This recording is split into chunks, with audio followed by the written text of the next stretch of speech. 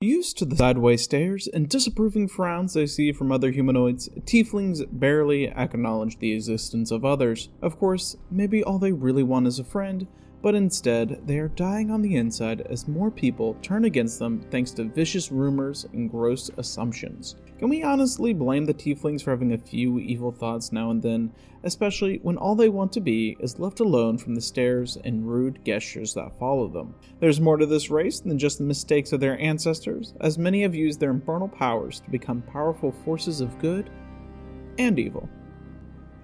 The Tiefling first appears in the second edition Planescape campaign setting, released in 1994, where it is introduced as a planar playable character race.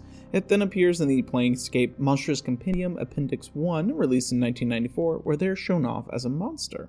The campaign setting only offers a brief look at playing as a tiefling, while the Monstrous Compendium offers greater insights about their ecology. Since they are offered as a playable race, their lore doesn't immediately shift to how much they like eating humanoid flesh, though they are carnivores and eat raw meat, bones, marrow, gristle, and more. If they are unable to find raw meat, and we assume at this point they've eaten their allies already, they'll tide themselves over on ashes, coal, and other mineral matter. This strange diet brings us to what exactly these creatures are. They aren't demons or devils, and they don't take kindly to being mistaken for one either. They are, instead, plane-touched and the offspring of the planes, making them as varied as the places in the outer planes can be.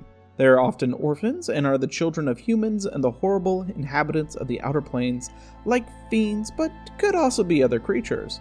It's hard to describe what their society is like because, quite honestly, they don't have one. No matter where they are in the planes, they are outcasts. Even the lower planes, like the Abyss or the Nine Hells, have banished them, which should tell you what a horrible reputation they have. Tieflings are superficially human, but that's probably only because of their height and weight, considering a tiefling could have small horns, pointed ears, scales, or a cloven hoof. We don't blame them for being quick to anger and always thinking people are out to get them because they are discriminated against constantly.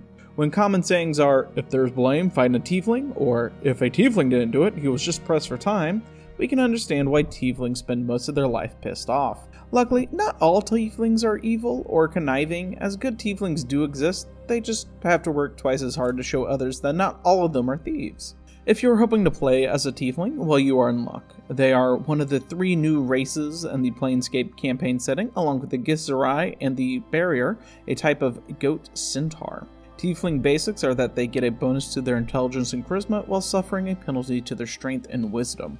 If you are wondering what class you should pick, they make good fighters, rangers, wizards, priests, and bards, and they excel at being thieves.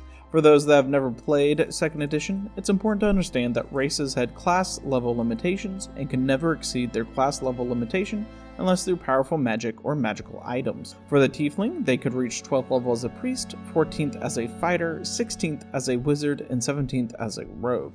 In addition, Tieflings get infravision and can cast the darkness spell once per day, so they have a few tricks up their sleeve if they get backed into a corner. The Tiefling appears in quite a few more places in this edition, with the next being in the Planewalker's Handbook released in 1996, where they are still shunned by all others. Since so many creatures despise tieflings, this has caused them to be rather self-sufficient and masters of their own fate. They are willing to take risks and are rarely ever dependent on anyone other than themselves. Since they are all so different and unique, as no 2 tieflings are ever the same, there is a large table that the player can roll on 4 times to randomly determine what powers they might have, like resistance to certain elemental damages, different spells they could cast, better infravision, or bonuses against spells. There is even a table to help determine what strange physical features you might have, as well as the side effects of those features, like how your very touch could inflict 1 point of fire damage because you were so hot. The article Planar Heroes in Dragon number 235, released in November of 1996, by Ed Bonney, details the tiefling skills and power rules for the Planescape setting. This is another way of creating your unique plain-touch character by allowing you to purchase different abilities at character creation, and you can increase how many points you have by taking on flaws. There are a wide variety of abilities to choose from, like being able to cast certain spells from your devil and demon ancestors, or giving yourself a resistance or immunity to certain elemental damage types. The flaws and weaknesses a tiefling could take include becoming vulnerable to holy water or getting debuffs while in the upper planes due to how evil aligned they are. The last bit of information we are given shows up in Faces of Evil, The Fiends, released in 1997, where tieflings are written about by one of their very own, a tiefling known as Inkio the Sly. Inkio goes over the major parts of being a tiefling, as well as stating that having fiendish blood is quite a boon despite what everyone thinks. It might even be better to think of tieflings as tainted by their mortal half, as it makes them a bit more vulnerable than their fiendish ancestors. Tieflings are, by and large, used to being loners and never making true friends, even among themselves. They know that they can only rely on themselves and that they have only one shot in securing their own power, fame, and wealth before they get put in the dead book. The Tiefling is introduced in the 3rd edition Monster Manual, released in 2000 and then in 2003, with a short description that is equal measures brutal and unfair to our friend the Tiefling. They are described as sneaky and untrustworthy in the first sentence, with only a few being able to suppress their inherent nature. Whenever they deal with other races and creatures, regardless if they are haggling for a better price or thick in combat, they only use devious tactics. They rarely make their true heritage known, instead they hide distinguishing markings, and if they have an appearance that can't be hidden, they stick to the shadows and operate as thieves, assassins, or spies. Unfortunately for the Tiefling, they often are forced into a life of crime, which is no surprise why their favorite class is Rogue, and their statistics lend themselves to it. They get bonuses to lie and to sneak about, they get boosts to their dexterity and intelligence, but this edition sticks them with a penalty to their charisma. In addition, they can cast the Darkness spell once per day and gain resistances to cold, electricity, and fire. It's not until the Forgotten Realms campaign setting, released in 2001, that we are given player character options for playing as a Tiefling, but before the Edgelords rejoice, it comes with some penalties to be aware of. In 3rd edition, playing as a Tiefling makes you inherently more powerful than if you chose to be just a plain human or dwarf, so much so that you are permanently behind a class level in play. This simply means that if your DM tells a group to all make 3rd level characters, well, you get to be a 2nd level rogue if you go with Tiefling as your race. What do you get for this rather big debuff? Well, Dark Vision, a bonus to dexterity and intelligence, a penalty to charisma, resistances to cold, fire, and electricity, the ability to cast the Darkness spell once per day, and a bonus to all bluff and high checks you make. Is the trade-off worth it? Perhaps not, but you are considered an outsider and not a humanoid, meaning that hold person and similar spells won't affect you, so that's pretty nice. You also get to be super edgy, and that's priceless.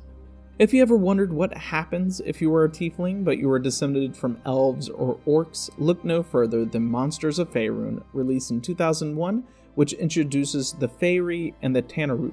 The Faerie is what happens when the lower planes gets down with some elves, creating creatures that appear as tall and noble elves with fiendish traits like bat wings or pointed tails. Tanaruk are the offshoots of orcs and fiends, brutish and mean. They were bred solely as a steady supply of soldiers for demons. Each of these creatures are quite similar to Tieflings, but they gain additional powers based on their elven and orcish ancestors.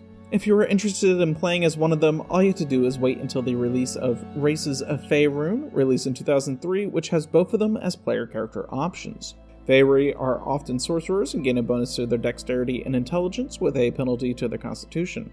While the sorcerer does rely on charisma in this edition, we suppose that not every sorcerer needs an 18 in charisma when they begin their adventuring career.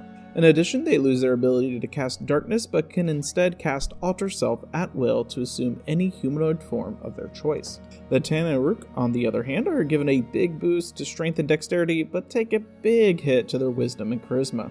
They are often barbarians, and while they lack any spells they can innately cast, they get a boost to their armor class and a lot of additional hit points and damage. If you hope to play either one of these two, it's going to come at a steep price, with the Faerie counting as a 2nd level, and the Tanaruk counting as 3rd level characters before you even give them a class. Maybe you aren't interested in simply being a different type of Tiefling, but being the best Tiefling that you can be. You're in luck, as Unearthed Arcana, released in 2004, provides the Tiefling Paragon Path.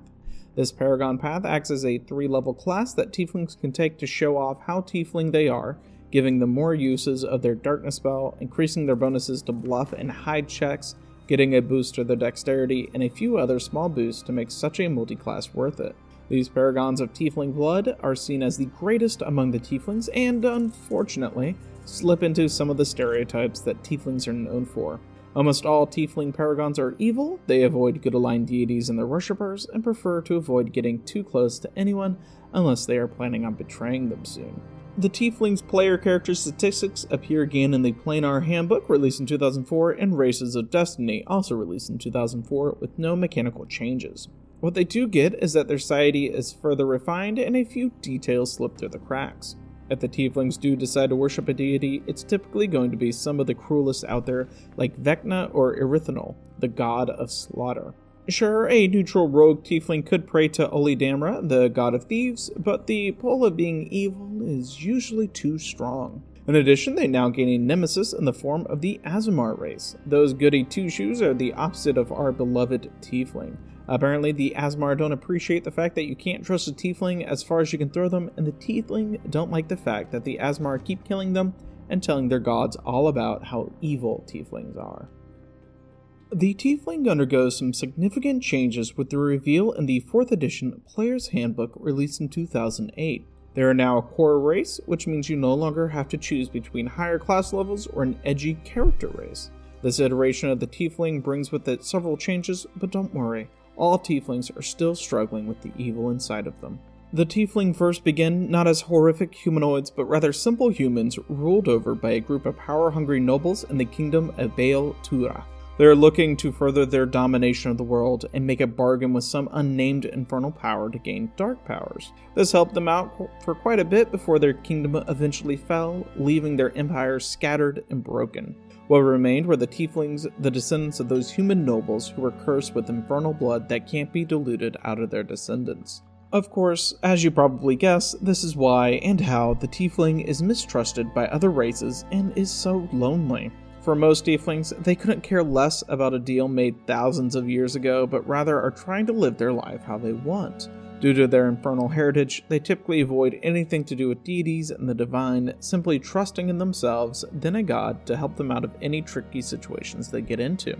While most Tieflings are standoffish, they do eventually begin trusting others so long as their companions can prove themselves to not be the literal worst who hate Tieflings just because they got horns and a tail. For those wanting to play as a Tiefling, things shape up a bit differently for them. No longer do they take a penalty to their charisma, which before was simply given to them because they looked evil, but now they get a boost to it. It's about time that Dungeons & Dragons recognize that charisma isn't about your outer looks, but rather your force of personality and guile. That's the inner beauty that counts. In addition, they get resistance to fire, they lose their dark vision in exchange for low light vision, and they get a new ability known as Infernal Wrath. This ability grants them a bonus to attack and damage when an enemy would dare to strike them, allowing the Tiefling to put them back in their place with pain. Lots of pain. The Tiefling aren't just creatures to be played as you can also encounter them in the Monster Manual, released in 2008, which introduces 2 versions of them, the Heretic and the Darkblade. The Heretic is the more of a devilish Tiefling who can curse you with mental anguish and then shoot balefire at you round after round until they are forced to flee for their lives as they hate getting close to their enemies. As for the Darkblade, they are powerful rogues who sneak through the shadows before popping up and stabbing you in the back with a poisoned short sword. It is nice to see that the tradition of them being conniving, sneaky thieves is still alive and stabbing you in the back. Luckily for our Tieflings, they get a bit of action in this edition, starting with Dragon number 387, released in May 2010, in the article Winning Races Tiefling. This article features new feats that came about thanks to the fall of the kingdom of Baal Turath. This manifests as a power known as the Gaze of Ruin, which allows the Tiefling to target an object during an encounter and bring about a curse on it, either weakening it in the fight if it's a weapon, or imposing a penalty on the armor class if it provides armor. As you get more powerful, you can further enhance this ability, imposing this curse on objects for longer periods, on creatures who wield items you curse, and you can target multiple objects and creatures with your curse. If you are looking for even more Tiefling goodness, then look no further than the Player Handbook Races Tiefling, released in 2010, and the Heroes of the Forgotten Kingdoms, released in 2010, which both feature more information on the Tiefling and the history of Baal Turath. The handbook features not just the history and lives of Tieflings, but new Tiefling-specific weapons and Paragon paths that help them separate from the other races who are just as devilishly fiendish as they are. In Heroes of the Forgotten Kingdoms, it features ways to help new players roleplay as a Tiefling, helping those players unlock the inner pain that comes from a Tiefling's tortured and lonely existence. Now a core race, the Tiefling sits in its proper place among the Dwarves, Elves, and Gnomes in the 5th edition Player's Handbook released in 2014. They don't even appear as a monster in the Monster Manual, even though the likes of the Drow and the Dweirgard do, which probably comes as a breath of fresh air. Or they hate it, as it takes away their edgy points. Their lore is all about the infernal bloodline that they come from. No longer is it some great empire that crumbled, but rather is the result of humans making deals with devils, more specifically Asmodeus, the overlord of the Nine Hells. We guess if you're going to make a deal to completely screw over hundreds of future generations, you may as well do it right and get the most godlike ruler of hell to come up and sign the contract. Tieflings remain mistrustful of others and are fiercely independent. If they do end up trusting someone, like say a party of 3 other adventurers who are trying to save the world with them, then they become fast friends for life, their loyalty never wavering. Of course, you might think you are best friends with a Tiefling, and they could be lying through their teeth, as, if you hope to play as one, they get a bonus to their intelligence and charisma score. This gives them a strong and cunning mind, perfect for those who make foolish choices and create warlock pacts with devils to really hone in on being as devilish as possible. Tieflings keep almost everything they had from before, including their resistance to fire, and even get the return of their dark vision. While on the surface, it appears to lose its fun Infernal Wrath trait from 4th edition, it instead gains additional spells like Hellish Rebuke that simulates a portion of the ability while also giving them access to the Darkness spell and a new cantrip, Thaumaturgy. Of course, maybe the same old Tiefling just doesn't do it for you anymore and you want a few more options to drop on your unsuspecting party. The Sword Coast Adventurer's Guide, released in 2015, provides a look at a few variant qualities that a Tiefling could have. You might choose to go feral and ditch your boost to charisma in exchange for dexterity, giving you the perfect sneaky rogue Tiefling building. Or perhaps you'd like to switch out a few spells that you get access to, or maybe you'd rather have wings and a fly speed. Not to finish so early, Tieflings also make an appearance in Mordenkainen's Tomb of Foes, released in 2018. There is a section on the Blood War, which is the perfect time to introduce additional Tiefling subraces, one for each of the major devils living in the Nine Hells, so that none feel left out, and direct their wrath towards Mordenkainen himself. This edition really points out that Tieflings are solely those born with devilish blood, leaving those poor demons out in the cold with no children to call their own. The new subraces showcase descendants from Beelzebul, Dispater, Fierna, Glazia, Levistus, Mammon, Mephistopheles, and Zariel, each with a boost to charisma and another ability score specific to a Lord of the Nine. The Tiefling has been a creature of misfortune and mistrust. Touched by the foul entities of the lower planes, misunderstandings abound of their powers and dispositions until it becomes a self-fulfilling prophecy. While the inhabitants of Dungeons & Dragons might not like Tieflings, players everywhere have such a fondness for them that they quickly became a permanent fixture in the player's handbook.